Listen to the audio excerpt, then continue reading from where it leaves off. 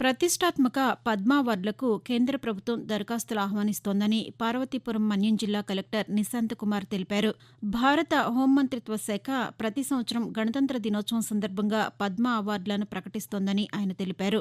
సామాజిక సేవల్లో విశేష కృషి చేసిన వారికి పద్మ అవార్డులకు ఎంపిక చేయడం జరుగుతుందని అన్నారు. జిల్లాలో సామాజిక సేవలో విశేష ప్రతిభ కనబరిచిన యువత, వ్యక్తులు, తగు అర్హత, ఆసక్తి గలవారు దరఖాస్తులను తగిన వివరణతో పాటు సెప్టెంబర్ 15వ తేదీలోగా awards.gov.in వెబ్సైట్లో ఆన్లైన్ ద్వారా సమర్పించాలని పేర్కొన్నారు.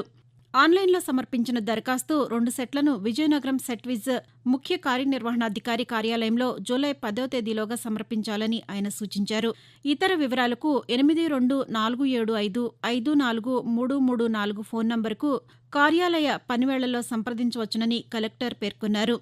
రైతు సంక్షేమమే ధ్యేయంగా ప్రభుత్వం పనిచేస్తోందని రాష్ట్ర మహిళా శిశు సంక్షేమ శాఖ, గిరిజన సంక్షేమ శాఖ మంత్రి గుమ్మడి సంధ్యారాణి అన్నారు. జిల్లాలోని సర్దార్ గౌతులచ్చన్న తోటపల్లి బ్యారేజ్ ప్రాజెక్టు సాగునీటిని విడుదల చేసిన అనంతరం మంత్రి మాట్లాడుతూ, రాష్ట్రంలో రైతు ప్రభుత్వం ఉందని, రైతులకు ఎటువంటి ఇబ్బందులు లేకుండా శివారు భూములకు కూడా నీరు అందించేందుకు చర్యలు చేపట్టడం జరుగుతోందని అన్నారు. తోటపల్లి ప్రాజెక్టుతో శ్రీకాకుళం, విజయనగరం, పార్వతీపురం మన్యం జిల్లాలు సస్యశ్యామలమవుతాయని తెలిపారు. రైతులకు ఎరువులు, విత్తనాలు సకాలంలో అందించాలని, అలాగే నకిలీ విత్తనాలు, ఎరువులపై దృష్టి సారించి వాటి నిరోధానికి చర్యలు తీసుకోవాలని అధికారులను ఆదేశించారు. అలాగే గిరిజన గ్రామాలకు ఫీడర్ అంబులెన్సులను ఏర్పాటు చేస్తామని ఆమె వెల్లడించారు.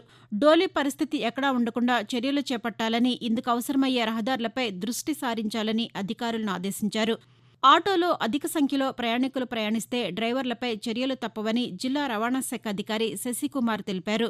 అధిక ప్రయాణికులతో ప్రయాణం కారణంగా నిత్యం ఆటోలు ప్రమాదాలకు గురి అవుతున్నాయని అన్నారు. ప్రమాదాల నియంత్రణకు ఉన్నతాధికారుల ఆదేశాల మేరకు జిల్లా వ్యాప్తంగా ముమ్మరంగా తనిఖీలు చేస్తున్నట్లు తెలిపారు. జిల్లాలో నిర్వహించిన తనిఖీల్లో పట్టుబడిన ఆటోలు, ఇతర వాహనాలపై కేసులు నమోదు చేసి అపరాధ రుసుము వసూలు చేస్తున్నట్లు పేర్కొన్నారు.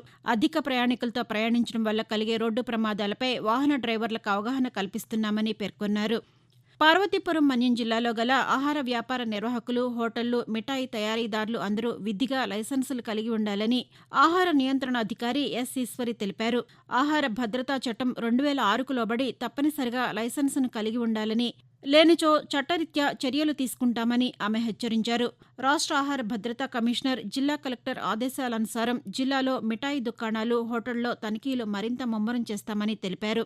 ఆహార పదార్థాలకు లైసెన్సులు లేకపోతే 5 లక్షల రూపాయలు లేదా 6 నెలల జైలు శిక్ష విధించే అవకాశం ఉందని తెలిపారు. పరిశుభ్రత పాటించని మిఠాయి దుకాణాలు, హోటళ్ల నిర్వాహకుల ఆహార భద్రతా లైసెన్సులు రద్దు చేస్తామని పేర్కొన్నారు. న్యాయస్థానాల చుట్టూ తిరగకుండా రాజీ మార్గమే ఉత్తమమని జిల్లా మెజిస్ట్రేట్ జె. సౌమ్య జోస్ఫిన్ పేర్కొన్నారు. పార్వతీపురం జిల్లా న్యాయస్థాన ప్రాంగణంలో ఏర్పాటు చేసిన జాతీయ లోక్ అదాలత్ కార్యక్రమంలో ఆమె పాల్గొన్నారు. లోక్ అదాలత్ అనేది ప్రత్యామ్నాయ వివాద పరిష్కారంలో ఒక భాగమని అన్నారు. న్యాయస్థానంలో వ్యాజ్యానికి ముందు వాయిదాల్లో ఉన్న వివాదాలు, కేసులను సామరస్యంగా పరిష్కరించుకుని రాజీ చేసుకునేలా చేయడమే లోక్ అదాలత్ ముఖ్యోద్దేశమని అన్నారు. కక్షిదారుల శ్రేయస్సు కోసం జాతీయ లోక్ అదాలత్ కార్యక్రమం నిర్వహిస్తున్నామని తెలిపారు. లోక్ అదాలత్లో ఒకసారి న్యాయస్థానం సమక్షంలో రాజీ కుదుర్చుకున్నాక మళ్లీ అదే విషయమై న్యాయస్థానాల్లో కేసు వేసే అవకాశం ఉండదని వెల్లడించారు. జిల్లాలో మొత్తం 139 కేసులను జాతీయ లోక్ అదాలత్ కార్యక్రమం ద్వారా పరిష్కరించడం జరిగిందని ఆమె వివరించారు. సికిల్ సెల్ ఎనీమియా వ్యాధి నివారణకు ప్రతి ఒక్కరూ పరీక్షలు చేయించుకోవాలని పార్వతీపురం శాసనసభ్యులు బి. విజయ్ చంద్ర పిలుపునిచ్చారు. జాతీయ సికిల్ సెల్ ఎనీమియా డే సందర్భంగా ఆయన అవగాహన కల్పించారు. 2047 నాటికి సికిల్ సెల్ ఎనీమియా వ్యాధిని పూర్తిగా నిర్మూలించాలనే సంకల్పంతో ప్రత్యేక మిషన్ రూపొందించడం జరిగిందని తెలిపారు.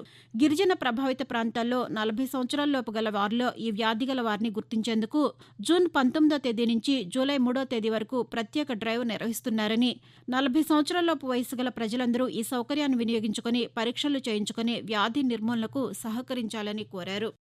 కాలానుగుణ వ్యాధులు, జ్వరాలు అదుపులో ఉండేలా చర్యలు చేపట్టాలని పార్వతీపురం మన్యం జిల్లా వైద్య ఆరోగ్య శాఖ అధికారిని డాక్టర్ విజయ పార్వతి ఆదేశించారు. మలేరియా, డెంగ్యూ జ్వర నిర్ధారణ పరీక్షల విషయంలో జాప్యం లేకుండా సకాలంలో పరీక్షలు నిర్వహించాలని వైద్య సిబ్బందికి ఆదేశాలు జారీ చేశారు.